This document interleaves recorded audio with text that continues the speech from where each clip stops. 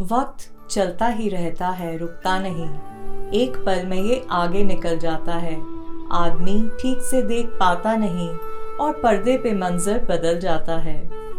आनंद बख्शी साहब के लिखे इस गीत की पंक्तियाँ हमें एहसास दिलाती हैं कि जिंदगी के सफ़र में कई मुकाम गुजर जाते हैं, दोबारा नहीं लौटते, इतिहास के पन्नों में ही सिमट के रह जाते हैं। न्यूयॉर्क न्यू जर्सी में शूट हो रहा हमारा यह शो गुजर जाते हैं जो मुकाम सिनेमा की उन्हीं यादों के पुराने पन्नों को पलटने की एक कोशिश करेगा।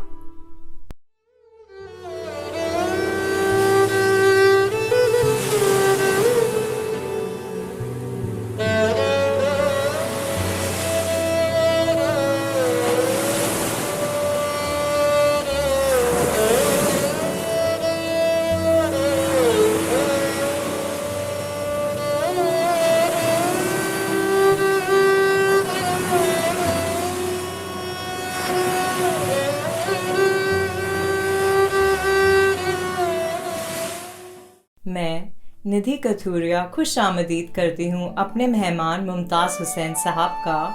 पाकिस्तान में इनकी पैदाइश हुई और अब काफ़ी अरसे से ये न्यूयॉर्क में बसे हैं। इनकी रोज़ी रोटी पेंटिंग से चलती है। दुनिया भर के म्यूज़ियम्स और आर्ट गैलरी में इनकी पेंटिंग्स की एग्जिबिशन होती है और इनकी रंगमाइजी के सरपरस्त पूरी दुनिया में मौजूद हैं। But he is also a filmmaker, writer, producer and director who's made animation, short films and 7 feature films and won awards at prestigious film festivals including the Universal Peace Award on Art, Film and Literature. आज हम बात करेंगे social realism, Hindi में जिसे कहते हैं सामाजिक यथार्थवाद। शुरुआत से शुरू करें तो The film that stands tall over any other film is Bicycle Thieves, the finest perhaps example of neorealism. The movement pioneered in Italy and by definition, Italian neorealism, also known as the Golden Age, is a national film movement characterized by stories set amongst the poor and the working class, filmed on location, frequently using non-professional actors. Italian neorealism films mostly contend with the difficult economic and moral conditions of post-World War II Italy, representing changes in the Italian psyche and conditions of everyday life, including poverty, oppression, injustice and desperation. Mumtaz साहब, गुजर जाते हैं जो मुकाम, इस show में आपका बहुत बहुत स्वागत है। Thank you so much for having me. You consider yourself a film buff. तो सबसे पहले फिल्मों से अपने इश्क के बारे में, अपनी दीवानगी के बारे में कुछ फरमाएं। देखिए, फिल्मों से जो आपने लफ्ज़ यूज़ किया ना, इश्क, बहुत अप्रोप्रिएट है। मैं बहुत ही जब छोटा था ना, तो मेरा फिल्मों के साथ रिलेशन एक नेचुरली इस तरह हुआ कि मेरे वालिद साहब को बहुत शौक़ था फिल्मों का। तो मुझे अच्छी तरह याद है कि आई वाज वेरी यंग, तो पाकिस्तान में सबसे पहले 70 मिलीमीटर पे जो फिल्म आई वो क्लोपेट्रा थी। तो we live in a very small town it's called Jhang. तो we took the flight, we went to the Karachi, क्योंकि कराची में वो film with the rest of the world, पहले फिल्में ओपन वो मार्केट होती थी, ओपन इम्पोर्ट होती थी। So my dad took the flight, we went to the Karachi and we saw on a 70 mm पे क्लोपेट्रा। और उसके बाद फिर ये हुआ कि हम, मेरे वाले साहब लॉयर थे, तो एक झांग एक बहुत ही स्मॉल टाउन है, तो वहाँ जो बार एसोसिएशन बार क्लब है जहाँ ये सारी एडमिनिस्ट्रेशन और लॉयर आके बैठते थे, तो ये उनके प्रेसिडेंट हुए। तो इन्होंने वहाँ पे एक फिल्म क्लब इन्होंने ऐड किया, उन्होंने कहा फिल्म क्लब होना चाहिए। They got the projector. उस वक्त इंडिया से पाकिस्तान में फिल्में इंपोर्ट बैन थी, वो वॉर और ये, क्योंकि ये चलता ही रहा है बहुत ही पहले। तो my father through the club ही gets the film from India, वो वहाँ से मंगवाते थे फिल्में, और आई गॉट लकी कि मैं वो सारी फिल्में उनके साथ देख, यानी कि सिकंदर, सुराम मोदी की, झांसी की रानी और इस तरह बड़ी बड़ी फिल्में मैंने यानी कि छोटे होते देख ली। तो इसी तरह फिर अनदर जो खूबसूरत बात, माय डैड वो डायरी लिखते थे, हर फिल्म देखने के बाद वो एक डायरी लिखते थे। डायरी में उनका नोट होता था कि ये फिल्म, उसकी करैक्टर, फिर उस पर रिव्यू लिखते थे अपना, और वो मुझे साथ बिठा के मेरे से मशवरा लेते थे। और हमें अब ये बचपन की बात है, छोटे होते मुझे यूजुअली सोर्ड फाइटिंग फिल्म ज़्यादा पसंद थी, उन्हें रोमांटिक और वो मोहब्बत, ये वो। जब मैं बड़ा हुआ तो वो उसके साथ जो फिल्म का जो एक टैलेंट है वो ग्रो होता है, तो उस वक्त मैं उन्हें कहता नहीं नहीं, आप जो है ना आब हयात को अच्छा लिखें, आप जो है आन को बहुत अच्छा लिखें। तो ये वो उस दौर मेरी फेवरेट फिल्म्स होती थी। तो इस वजह से एक मेरी ट्रेनिंग जो है वो घर से शुरू हुई, कॉन्वर्सेशन विद माय फादर। वो दौर था जिसमें मूवी थिएटर में लोग बैठे हुए गाने के साथ गाना गाया करते। हाँ, ये पूरा हॉल गा रहा होता था। आप भी गाते थे? हम भी गाते थे, हुए हम जिनके लिए बर्बाद, पूरा थिएटर साथ दिलीप कुमार के गा रहा होता था। हुए हम जिनके, पूरा हॉल गा रहा होता था। जब कैबरे होता था तो पूरे कैबरे में लोग थे, स्टेज के ऊपर चढ़ के डांस करना शुरू कर देते। ये वो आप करते थे? नहीं, मैं तो दिल करता था कि मैं जाऊं, लेकिन मैं चढ़ नहीं सकता था, क्योंकि वो होता ना स्टेज के ऊपर लोग चढ़ के वो करते थे, लोग पैसे फेंका करते थे। यानी कि सिनेमा का इम्पैक्ट साउथ एशिया में, इंडिया पाकिस्तान में इतना लोगों की जिंदगी पे असरअंदाज। आप आइए हमारे साउथ इंडिया में, वहाँ पे भी रजनीकांत की फिल्मों में पैसे फेंके जाते हैं। हाँ, दूध चढ़ाया जाता है, नारियल फोड़ा जाता है। इसी तरह तो ये दीवानगी मतलब शुरू से ही चलती आ रही है। हाँ, मेरे कोई ज्यादा फर्क नहीं है। नहीं, वही हम लोग हैं, वही उसी तरह के बातें हैं, वही कल्चर है, वही हमारी जो है ना वो सब कुछ वही चीज़ है जिसके हमें। मुझे अच्छी तरह याद है, my father used to tell के जब पहली दफ़ा आवारा जब आई हमारे छोटे से शहर में, तो लोग 2 दिन पहले बिस्तर लेके आ गए थे। सामने के बाहर बिस्तर की लाइन लगी हुई थी। यानी कि ये इम्पैक्ट था थिएटर फिल्म का हम लोगों की जिंदगियों पे। और हमारे जो आइकॉन, क्या गॉड कंसिडर किए जाते थे, राज कपूर हो गया, देवानंद हो गया, दिलीप कुमार को अब भी लोग पूछते हैं। तो आपके फेवरेट एक्टर्स कौन थे उस टाइम के? देखें, हजारों एक्टर के हर एक्टर पे दम निकले लेकिन दिलीप कुमार एक ऐसे एक्टर थे जो मुझे बचपन से लेके अब तक, उनकी जो बाद की फिल्में हैं, जो उनकी इनिशियल फिल्में हैं, वो मैं आपको बता नहीं सकता कि मेरी उस वक्त की फेवरेट फिल्म आन थी। मैंने कोई कम से कम 20-30 दफ़ा देख चुका हूँगा आन। और फिर उनकी दीदार बहुत अमेजिंग फिल्म थी, और इस तरह की उनकी सारी फिल्में। उसके अलावा राज कपूर और देवानंद और सारे ही मेरे फेवरेट थे एक्टर, जिनसे बहुत सीखता था। लेकिन एक और जो मेरी ज़िंदगी में जो फिल्म मेकिंग में जो स्ट्रॉन्ग इम्पैक्ट है, वो मेरे वहाँ हाई स्कूल के बाद कॉलेज में एक प्रोफेसर थे, खान खलीलुल्लाह खान। उनको शेक्सपियर का जुनून था, जैसे मुझे फिल्मों का उनको शेक्सपियर का जुनून।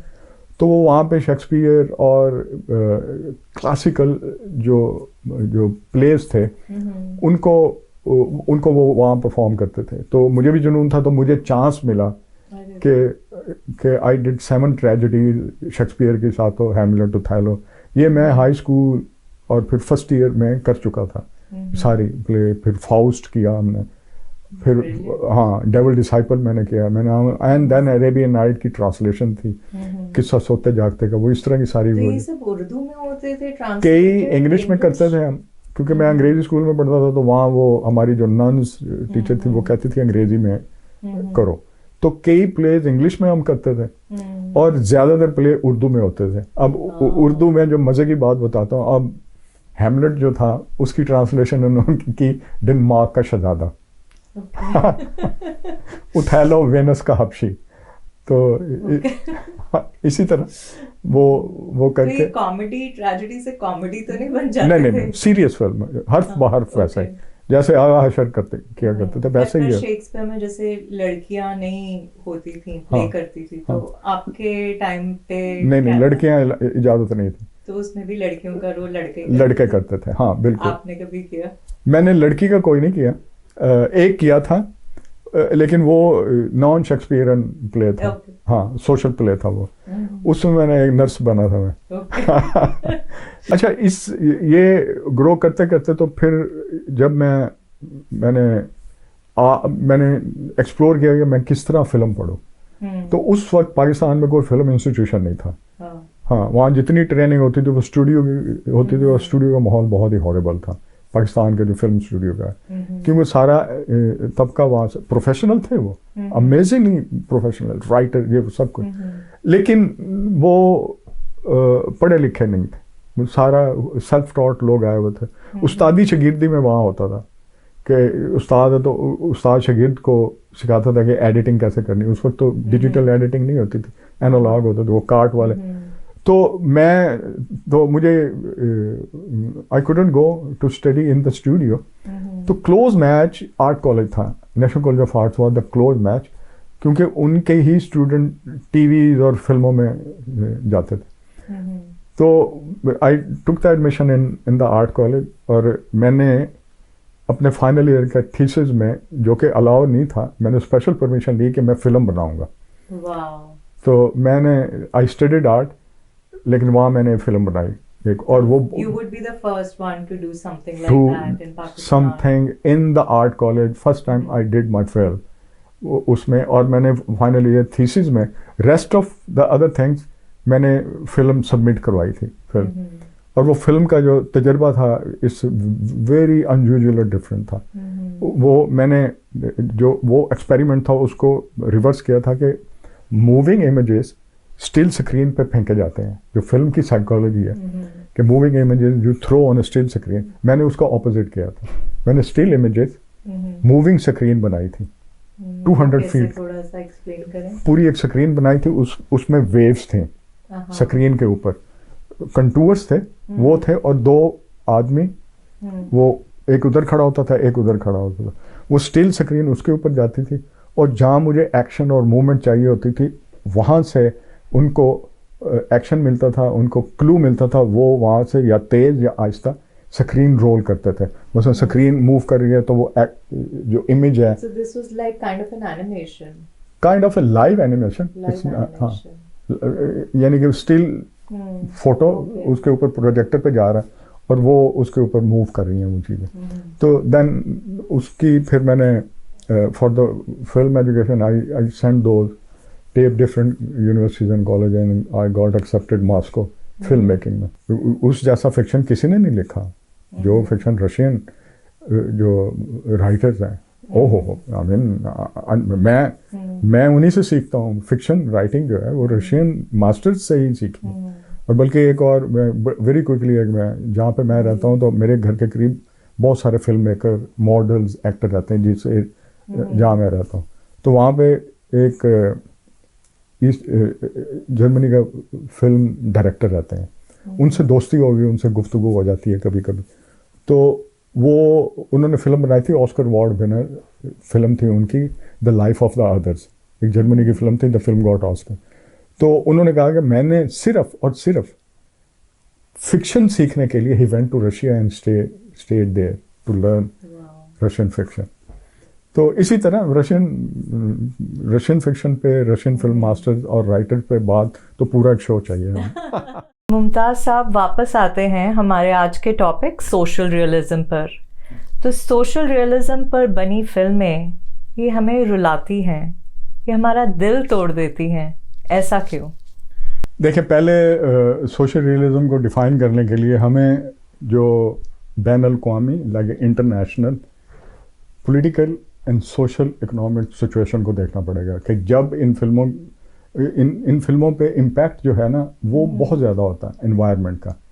तो ये जब शुरू हुई, ये दौर है जब सेकेंड वर्ल्ड वॉर हो चुकी थी, हंगर, भूख, एंड स्पेशली बंगाल पे हंगर और भूख ने बहुत हिट किया था, जबकि जो है ना ब्रिटिश राज जो है सारा ही हमारा खाना और जो फूड और वो सारा एक्सपोर्ट हो जाता था, और उसके जो इम्पैक्ट थे वो वहाँ के लोगों पे कहत साली और ये।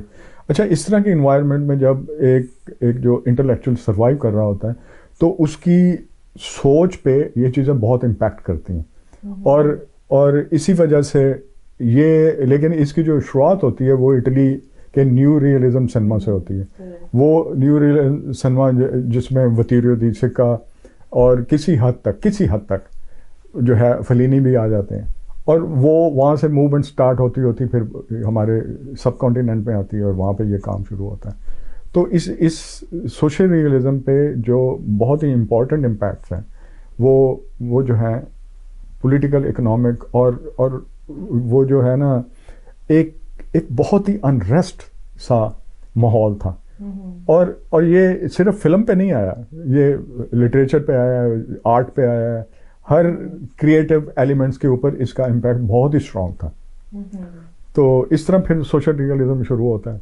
तो फिर बात करते हैं विक्टोरियो डी सिका की 1948 की फिल्म द बाइसिकल थीव्स पे। अब भी मैं एवरी अदर 6 मंथ मैं बाइसिकल थीव देखता हूँ, जिसमें से मुझे जो है ना inspiration, not only inspiration, I learned a lot from this film. उसमें जो उसकी जो सिनेमाटोग्राफी है, one of the best cinematography, जो फ्रेम उसमें है, जो एक्सप्रेशन उसमें है, जो क्लास डिफरेंसेस की जो महरूमियाँ हैं, उसके ऊपर ये जो फिल्म बनी है, मुझे नहीं लगता कि इस तरह की कोई इतनी बड़ी फिल्म कभी बनी होगी और या बन सकेगी। तो इसमें जो एक्टर्स थे, what I understand, they were like non actors, non मतलब प्रोफेशनल एक्टर नहीं थे। हमें वतीरियो दी सिक्का ने उसी तरह पिक किए थे, और maybe there are some professional actor, लेकिन उनकी परफॉर्मेंस और फिर वतीरियो दी सिक्का की जो स्किल है, the way he perceive the cinema, not only bicycle thief, उसकी बाकी की जो फिल्में हैं, अमरतो डी होगी उसकी, वो जो है टू वुमेन्स, आपका कलेजा फट जाता है जब आप टू वुमेन्स देखते हैं जो उसने परफॉर्मेंस उससे ली है सोफिया लोरेन से। और उसके अलावा उसका तो एक बहुत ही स्ट्रॉन्ग बैकग्राउंड है। लेकिन हम बाइसिकल थीफ भी बात करते हैं, तो लेकिन मेरा एक रोमांस इस फिल्म के साथ जो स्टार्ट होता है वो मैं ये बताता हूँ। अच्छा, उस वक्त, अब तो सब टाइटल आते हैं ना, उस वक्त सब टाइटल नहीं होते थे। तो इटली लैंग्वेज में, इटालियन लैंग्वेज में ये फिल्म थी, और लोग देख रहे थे, वो अंग्रेजी उन्हें वैसे ही नहीं समझ आती थी, जो क्राउड सिनेमा वाला था। अच्छा, वो जाके देख लेते थे, चलो उन्हें कहानी समझ आ जाती थी, और बहुत ही दुख की कहानी, चाहे उसकी आप लैंग्वेज समझ आए ना, बट दे मेक इट कि क्या हो रहा है। तो ये फिल्म मैंने ताजमहल सिनेमा था जंग में, तो इतना रश था कि मैं, आई वॉज वेरी यंग, तो मुझे सीट नहीं मिले, तो सीटें फुल होगी, लोग जमीनों पे बैठे हुए खड़े हो। ये वो दौर है कि जब ये नहीं था कि इतनी सीटें हैं तो उतने लोग बैठेंगे, उसमें जितने आ गए हैं सारे भर दो। तो वो स्क्रीन के करीब बैठ के, तो वो जो स्टेप्स होते हैं ना, सीढ़ियाँ जिससे लोग अंदर उतरने वाले, गेट के, वो उन स्टेप्स पे बैठ के मैंने सर ऊपर करके बाइसिकल थी देखी। एक लंबी लाइन लगी हुई है, जॉब की लाइन में खड़ा है वो। फाइनली वो जब जॉब के काउंटर पे पहुंचते तो वो कहते साइकिल है तुम्हारे पास? तो वो झूठ बोलता, हाँ ये है। ओके, साइकिल है तो कल जॉब पे आ जाना। अब ये एक गरीब आदमी की जो स्ट्रगल है, जिसको नौकरी नहीं मिल रही, वो उसकी बीवी, घर के बिस्तर, चादरें, तकिए, सब कुछ, बाल्टियाँ, वो कहती इसके बगैर हम सो लेंगे। अरे यार, इसके बगैर हमारा गुजारा हो जाए। वो सब बेच बाज के वो एक साइकिल खरीद लाते हैं, और जॉब होती है कि फिल्म के पोस्टर गलियों में चिपकाने होते हैं उसमें। अब वो रीटा हेवर्ड की फिल्म थी, मुझे पोस्टर भी अब तक याद है। हाँ, तो वो उसमें ले लगा के, ज़मीन पे ले लगाते हैं, और फिर एक वो साइकिल एक साइड पे खड़ा करता है, छोटी सी सीढ़ी होती है जो गले में लटका के साइकिल चला के पोस्टर गलियों गलियों में लगा रहा होता है। वो जाके दीवार पे वो लगाता है, सीढ़ी लगाता है, पोस्टर चिपका रहा होता है, पीछे से आदमी साइकिल लेके भाग जाता है। उसके पीछे भागते हैं, फिर उसकी पूरी स्ट्रगल है कि मैं किस तरह साइकिल वापस लूँ। फिर जो माफिया है, बिल्कुल इटालियन जो है ना, बहुत ज़्यादा पंजाबियों की तरह है, जैसे पंजाब पाकिस्तान का पंजाब या इंडिया का पंजाब, दोनों हमारे पंजाब एक जैसा ही है।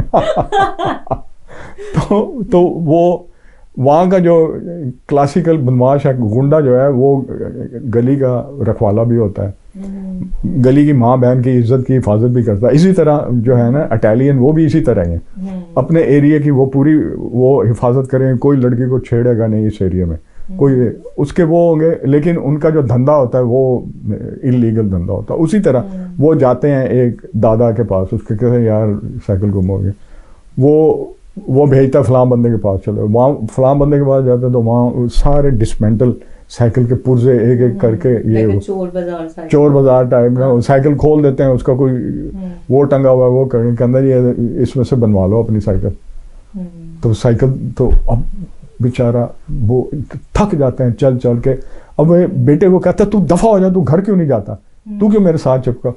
अब वो ओह, मैं कहता हूँ जब कैमरा क्लोजअप देता है उस बच्चे के एक्सप्रेशन पे ना, आपका सीना फट जाता है। जो परफॉर्मेंस वो बच्चा दे गया है, और वो कभी नाराज हो जाता है, कभी मान जाता है, फिर ये कहते हैं भाड़ में गया सब कुछ, चला भूख लगी है खाना खाते हैं। रेस्टोरेंट में जब वो बैठते हैं ना, तो वहाँ जो वो मास्टर स्किल्स वतीरियो दी सिखा की है ना, वहाँ जो क्लास डिफरेंस है, जो डिफरेंसेस है ना, अमीर और गरीब को जो डिफरेंसेस करके वो दिखाया, तो वो बच्चा देखता है दूसरी टेबल पे अमीर फैमिली बैठी हुई है। ये जो डिटेल है ना, ये वतीरियो दी सिक्का ही दे सकता है। फाइनली वो दिल बर्दाश्ता होकर क्या करता, किसी की साइकिल चोरी कर देता। जब वो किसी की साइकिल चोरी करता है वो पकड़ा जाता। और जब पकड़ा जाता तो वो मॉब जो है ना, वो इकट्ठे हो गए, वो उसको मारते हैं, कहते हैं शर्म कर, तेरा बेटा साथ हो, तू चोरी कर रहा है। तो उसको छोड़ देते हैं, जा आइंदा ये ना करना। अब वो रोम की हजूम में वो गायब हो जाता। You have a story to tell about Satyajit Ray, of course. Satyajit रे का आप ये समझ रहे हैं कि उनके जिस्म, मेरे जिस्म में उनकी रूह है, इस तरह समझ रहे हैं सत्यजीत रे। आई मीन मैं दुनिया में इतना बड़ा स्टोरी टेलर कोई नहीं है जितना सत्यजीत रे है। तो उसका एक्सपीरियंस, उसकी skill, his sharp eyes on cinematography, music, जो उनका जो नॉलेज और उसके जो एक्सपेरिमेंट्स म्यूजिक, और ही लव्स बेथोवन। बेथोवन की जो उन्होंने उनके अगर म्यूजिक में बात करें तो उसकी जलसा घर वर्ल्ड मास्टरपीस फिल्म है। अच्छा, लेकिन क्योंकि हम उनकी टॉक अबाउट पत्थर पंचली, ये जो पत्थर पंचली है ये उनकी अपनी किताब थी, और उनकी इलिस्ट्रेशन उन्होंने as an story board use की थी इस फिल्म के लिए, कि जिसको वो मैच करके बनाते थे। वर्ल्ड मास्टर फिल्म यार, आई वाज सो एक्साइटेड। आपने कब देखी थी ये फिल्म? ये मैं the first day I landed to this country, first time in New York. मैं एक दिन हुआ, मुझे कोई कुछ पता नहीं था कि मैंने कहाँ रहना है, रास्ते क्या हैं, सबवे कैसे लेना है, कुछ ये करना है, कुछ करना है। मैं पाकिस्तान से हमेशा ड्रीम किया करता था कि मैं पत्थर पंचली कैसे देख पाऊंगा। मैं आया, पहला ही दिन मेरा था, मुझे अच्छी तरह याद है, नंबर 7 ट्रेन लेके मैं जो मूविंग इमेजेस, ये जो इसका मोमा का एक सेक्शन है जहाँ पे इनकी फिल्में होती हैं, तो वहाँ जाके मैंने रिक्वेस्ट की, तो उन्होंने मुझे बड़ा हेल्प किया। उन्होंने मुझे, उस वक्त वीडियो नहीं था, वीडियो था लेकिन ये फिल्म वीडियो पे नहीं आई थी, तो उन्होंने मुझे प्रोजेक्टर दिया, 16 मिलीमीटर का प्रोजेक्टर, ये पूरी फिल्म और एक केबल दे दिया, और I watch this film 4 time, वहीं बैठे बैठे 1 टाइम, मेरा दिल ही नहीं भर रहा। I was stunned. आपका लगेज कहाँ था उस वक्त? नहीं, मैं जहाँ मैं ठहरा हुआ था वो सब कुछ वहाँ छोड़ के अगले नेक्स्ट के साथ आए थे, अकेले? अकेला, सिंगल, आई वाज, हाँ बिल्कुल अकेला। कुछ लोग रहते थे उनके साथ, मैं भी बिस्तर डाल के, जिस तरह दुबई में नहीं सारे मजदूर रहते, मैं भी उसी तरह पहला हफ्ता 2 हफ्ते तो वैसे गुजारा। सो बिमल रॉय की 2 बीघा जमीन, ये भी बाइसिकल थीव्स से इंस्पायर्ड थी। Talk about this film. Well, पहले 2 बीघा जमीन तक आने के लिए हमें पहले बिमल रॉय पे बात करनी होगी। Bimal Roy the most skillful and all-rounded director थे। Remember, he was a cinematographer, he was an editor, and then film director हुए ये। देवदास इन्होंने पहले खुद उसके कैमरामैन थे, फिर देवदास इन्होंने खुद बनाई, और वो वर्ल्ड मास्टर फिल्म थे। दिलीप कुमार, वाह वाह वाह। और मुझे तो उसका वो सीन नहीं भूलता, जब वो उसको एक छड़ी मारते हैं ना, तो वो गिरती है यूं कर, तो दिलीप कुमार जब कहते हैं चांद पे भी एक दाग है, आज मैं तुम्हारे चेहरे पे भी एक दाग लगा दूं। और उसने बेबसी में जो देखा है ना, that is breath taking away skill, ये थी Bimal Roy. Madhumati is one of the best money making film. और अनदर थिंग जो है, मधुमती, मेरी जो फिल्म है article love square is inspired by Madhumati, उसी की कहानी है। मधुमती का मॉडर्न और साइंटिफिक जो वर्जन है वो I wrote it into article love square, यानी कि उसमें दिलीप कुमार पेंटर होता है, उसमें री इनकॉर्नेशन है, पर मैंने री इनकॉर्नेशन को उसका साइंटिफिक रीजन दिया कि एक पेंटर है, वो उसकी जो गर्लफ्रेंड है शी डाइड, और वो उसे बता रही है कि तुम कैसे मरे हो, कि मुझे कैसे मर्डर किया गया। वो पेंटिंग बनाता हो तो पेंटिंग्स में उसको जो है ना इमेजेस मॉफ हो के उसको बताते हैं कि जी कि मुझे इस तरह मारा गया। अच्छा, ये एलिमेंट जो मधुमती का है, इसी से मैं इंस्पायर नहीं था, अनकॉन्शियसली बिमल रॉय मेरे दिमाग की गलियों में कहीं घूमते घूमते उन्होंने मेरी उंगली पकड़ ली थी और मैं उनकी उंगली पकड़ के अपने फिल्म मेकिंग के राहों पे चलना शुरू कर दिया मैंने। यानी कि ये बिमल रॉय आपके जो है ना, आपकी पूरे असाब पे छा जाने वाला वो डायरेक्टर है। दुनिया की सबसे खूबसूरत आर्ट डायरेक्शन बिमल रॉय की फिल्म में। विराज बहू देख लें आप, आपको पता ही नहीं चलेगा कि इस तरह की लोकेशन इन्होंने कैसे क्रिएट कर ली है। वो विराज बहू होगी, उनकी पारानीता उन्होंने जो बनाई है, आई मीन बाद में उसकी रीमेक भी हुई है। हाँ, पारानीता जो बिमल रॉय ने जो पहले दे गए हैं वो तो अनबिलीवेबल है। और फिर जो उनकी जो सबसे खूबसूरत फिल्म है वो 2 बीघा ज़मीन है, और 2 बीघा ज़मीन की स्टोरी और उसके कैरेक्टर्स जो हैं वो बहुत ज़्यादा मिलते हैं। मतलब है कि बाइसिकल थीफ में वो बाइसिकल चलाने वाला, और ये जो अपनी ज़मीन खो बैठा है और वो पूरी उसकी स्ट्रगल है, और एट द एंड जैसे उसको साइकिल नहीं मिली, ये भी एट द एंड उसको उसकी ज़मीन वापस नहीं मिली। Mumtaz Saab, talk about Ritvik Ghatak, their contemporaries who pioneered the new wave of Indian cinema. 2 नाम जो है ना वो सोशल रियलिज्म में जो आते हैं, सत्यजीत रे और दूसरा ऋत्विक घटक, और ये दोनों कंटेम्प्रेरी थे। और जो खूबसूरत बात है, दोनों बोथ ऑफ देम स्टार्टेड, मतलब कि जो सत्यजीत रे हैं उन्होंने वो पहले इलिस्ट्रेटर थे, मैगजीन निकालते थे बच्चों के, और ये वो उसके बाद उनकी जब मीटिंग, उनको एक फ्रेंच फिल्म डायरेक्टर मिले रनवा, उन्होंने उनको कहा कि तुम why don't you do the film. उनके कहने पे दे कन्विंस हिम कि आप फिल्में करना शुरू कर दें। तो वो जब इन्होंने लंदन में बाइसिकल थीफ देखी तो मूवी थिएटर से निकलते ही इन्होंने अनाउंस किया कि जी I am now film maker after looking at the ये बाइसिकल थीफ। यही the same thing happen with the Ritwik Ghatak. उन्होंने भी बाइसिकल थीफ देखने के बाद उन्होंने कहा कि जी मुझे ये फिल्में बनाना। आपकी कौन सी फिल्म थी जब आपने देखी and you decided to be a film maker? मैं तो शुरू से जो है ना, मेरे जो है वो ड्रीम था कि मैं फिल्म मेकर बनूं। You not gonna believe, I got एक छोटा सा प्रोजेक्टर नहीं होता, वो प्रोजेक्टर में फिल्म अटका के, तो हाथ से नहीं चलाते थे प्रोजेक्टर, जो खिट खिट के वो पूरी गली के और मोहल्ले के लड़कों को इकट्ठा करके वो फिल्में मैं चलाया करता था। और फिर तो आप क्रिकेट नहीं खेलते थे, आप नहीं, I was more into the film and art, और उसमें ज़्यादा था। स्पोर्ट्स में मेरा वो कोई नहीं था। तो इसी तरह जब ये ऋत्विक घटक को जो अगर मैं डिफ्रेंशिएट करूं विद सत्यजीत रे, तो इनकी जो फिल्में हैं वो वुमेन एम्पावर और पार्टीशन का इनके ऊपर गहरा असर था। तो मैं कभी कभी इनको मंटो से कंपेयर करता हूँ, ऋत्विक घटक को, क्योंकि उनके ऊपर जो गहरा दाग था जो पार्टीशन का, और उनकी राइटिंग को उन्होंने जो टर्न दिया है, उनके अफसानों को जो टर्न मिला है, वो ये पार्टीशन का जो दाग है गहरा, वो ही दाग ऋत्विक घटक की फिल्मों में नजर आता है।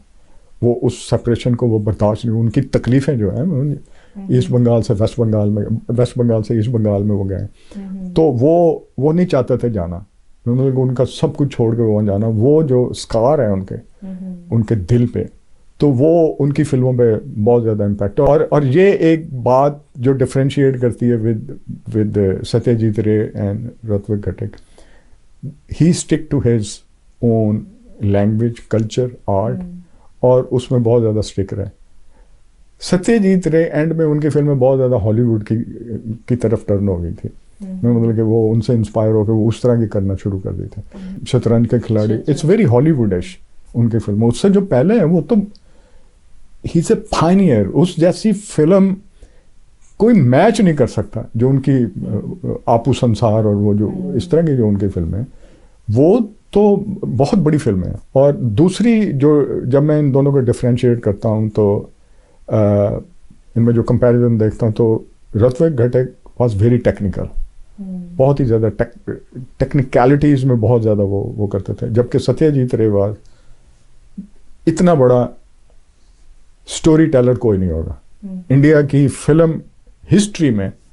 The one of the biggest story teller is Satyajit रे। चेतन आनंद की फिल्म नीचा नगर ने हिंदुस्तान में पैरेलल सिनेमा की नींव रखी थी, ऐसा कहना गलत नहीं होगा।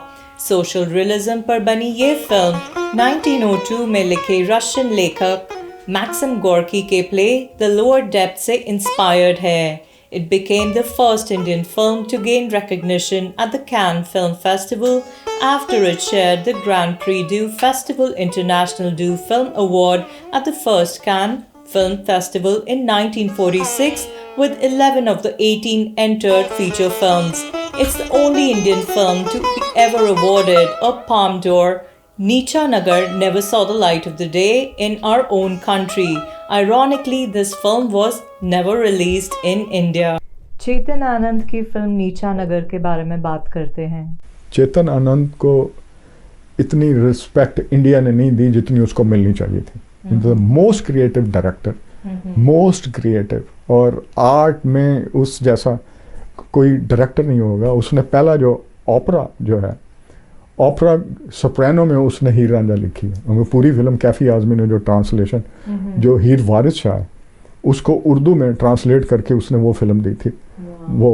और उसका music, I mean Madan Mohan is another brilliant composer जिसको मैं वर्शिप करता हूँ अब तक।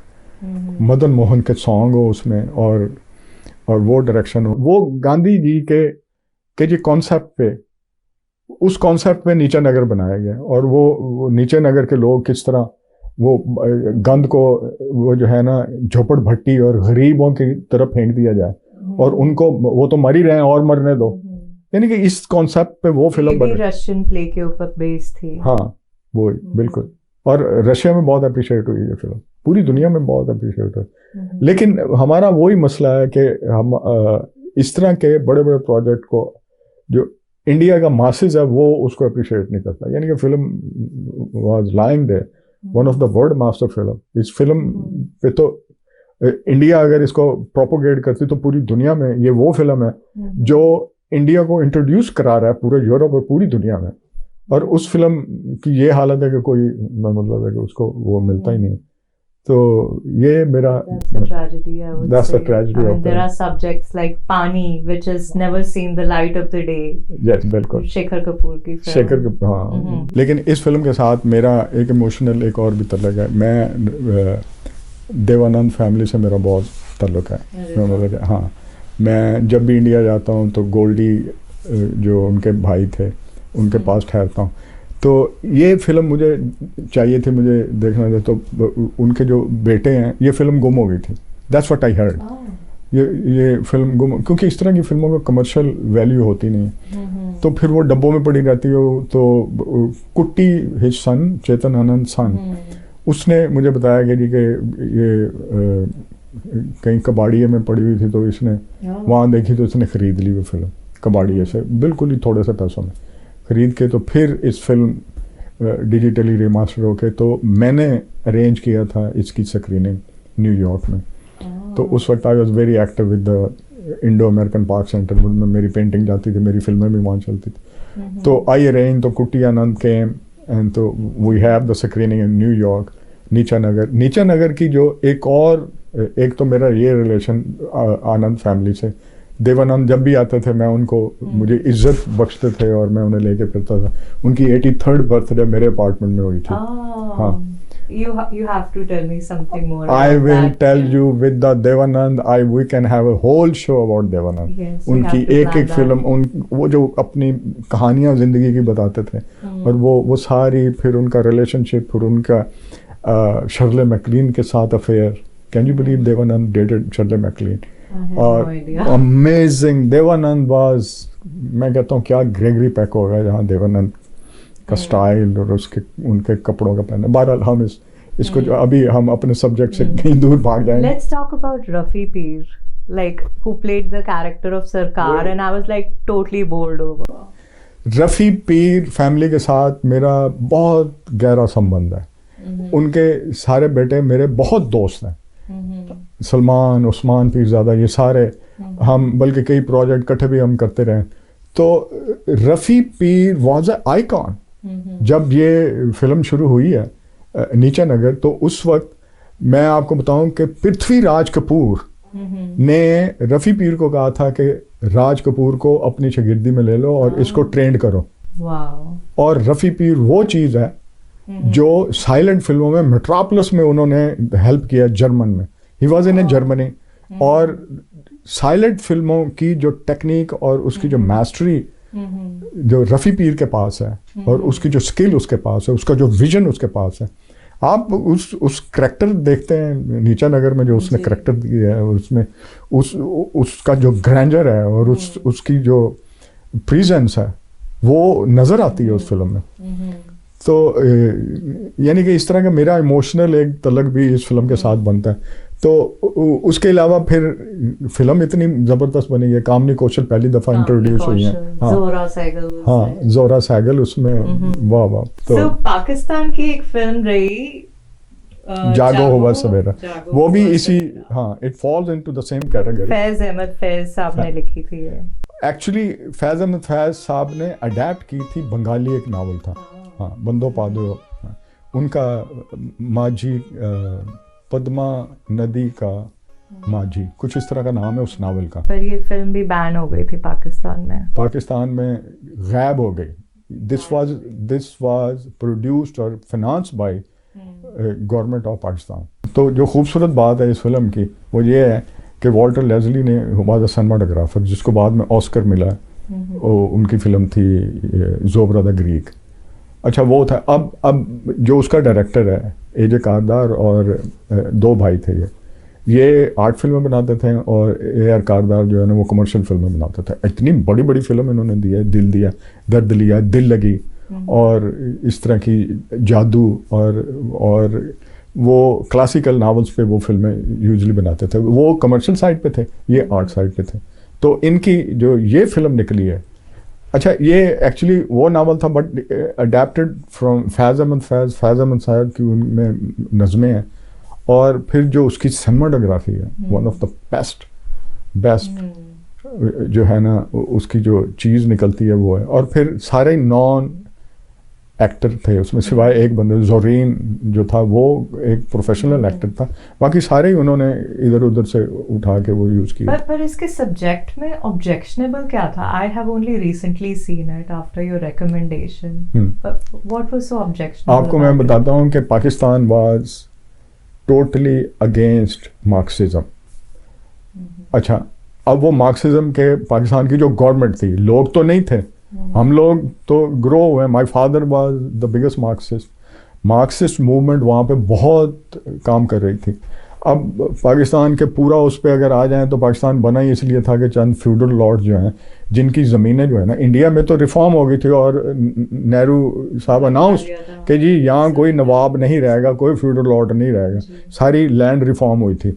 अच्छा, इधर इन्होंने लैंड रिफॉर्म बचाने के लिए इन्होंने बड़े बड़े वडेरों और बड़े बड़े जो फ्यूडल लॉर्ड्स हैं, उन्होंने पाकिस्तान इसीलिए बनाया था कि जी यहाँ लैंड रिफॉर्म ना, हमारी ज़मीनें बच जाए।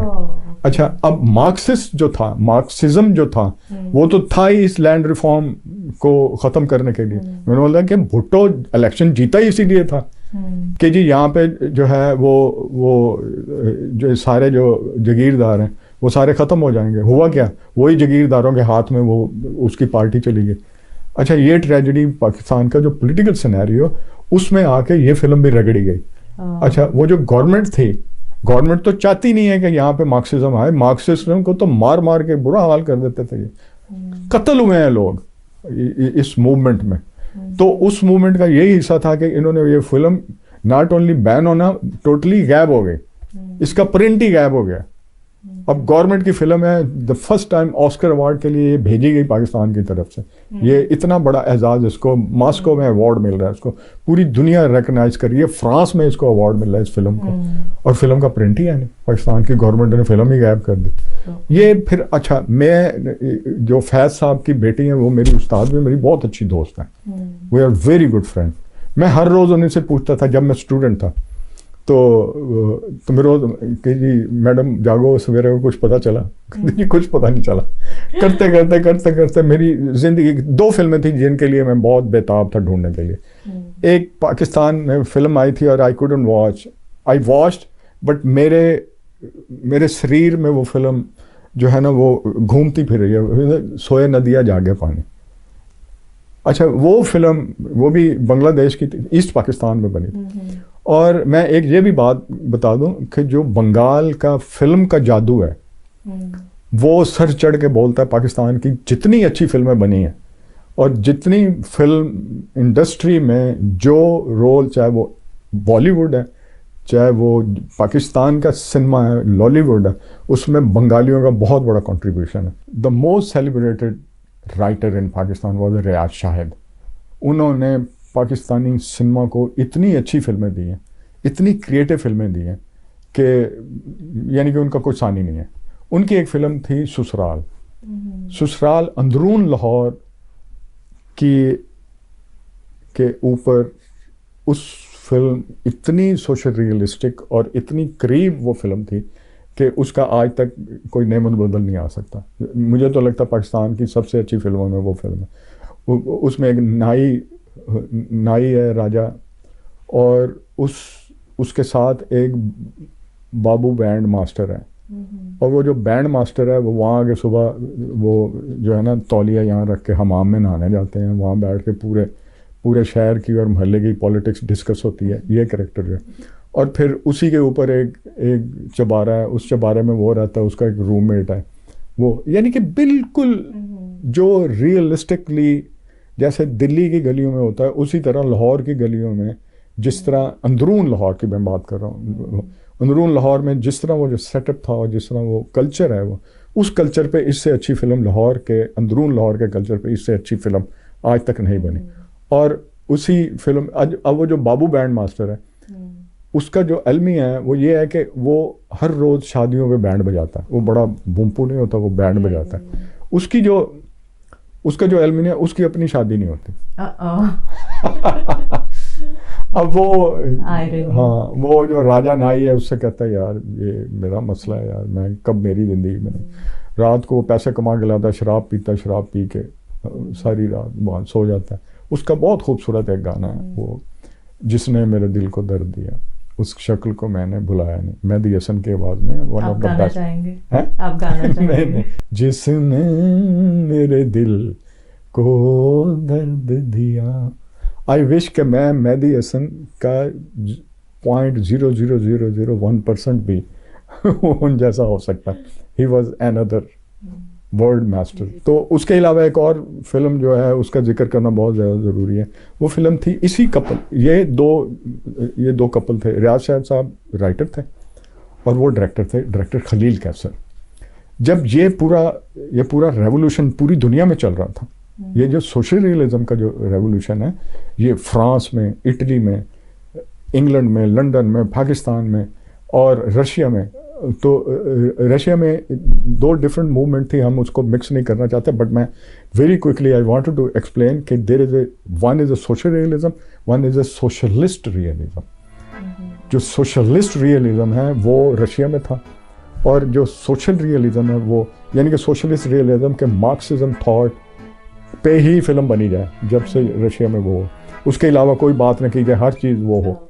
अच्छा, जबकि सोशल रियलिज्म है वो उससे स्पेक्ट्रम उसका वो है, और very very realistic film, close to the life, as close as to the life, वो उतनी ही सोशल रियलिस्टिक फिल्म कहलाएगी। अच्छा, वो फिल्म थी क्लर्क। क्लर्क फिल्म पाकिस्तान की सोशल रियलिज्म की अनदर बिगेस्ट फिल्म। मैं सोशल रियलिज्म को एंड इस बात पे करता हूँ कि ये रेवोल्यूशन पूरी दुनिया में था, पूरी दुनिया में चला था, लेकिन अमेरिका जहाँ हम लोग रहते हैं, पूरी दुनिया में इस पे फिल्में बन रही थी, लेकिन अमेरिका, मैं ये नहीं कहता कि हॉलीवुड जो है वो कम है, हॉलीवुड ड्रामा, कॉमेडी, स्टंट और एक्शन, दुनिया में कोई इसके क्लोज नहीं आ सकता, लेकिन इनके पास एक भी social realistic film until 70s, इनके पास कोई सोशल रियलिस्टिक फिल्म नहीं है, यानी कि they are bankrupt in social realism. ये अमेरिका जो है, हम इंडिया कहाँ पे है, पाकिस्तान कहाँ पे है, इटली कहाँ पे है, फ्रांस कहाँ पे है, वो सारी मूवमेंट का हिस्सा थी, लेकिन ये अमेरिका उस मूवमेंट का हिस्सा नहीं बना 70s में।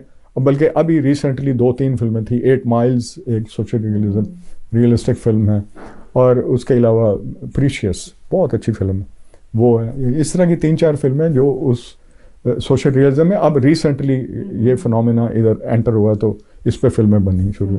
इंग्लैंड में ब्रिटिश इतना बड़ा सिनेमा की हिस्ट्री है, उनकी भी सोशल रियलिज्म पे चार्ल्स डिकन और जो थॉमस हार्डी की जो फिल्में, उन्हीं को सोशल रियलिज्म की फिल्में कहा जाता है। तो ये अपनी चार्ल्स डिकन हो गए और प्रेमचंद हो गए, यहाँ मुंशी प्रेमचंद की 2 कहानियों को अडेप्ट किया है इन्होंने, सत्यजीत रे ने।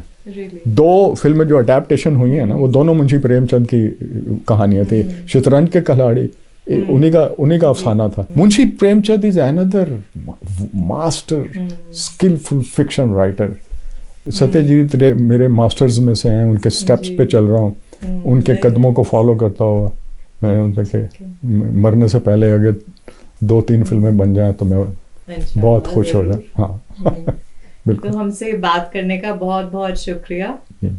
आपसे बातचीत जारी रहेगी। We really want to pick your brains on so many other films and types of films. Thank you so much. My pleasure and thank you so much for having me. हम फिर हाजिर होंगे मुमताज़ हुसैन साहब से सिनेमा में गुजरे हुए कई और मुकामों पर बातचीत का सिलसिला जारी रहेगा। तब तक के लिए अलविदा।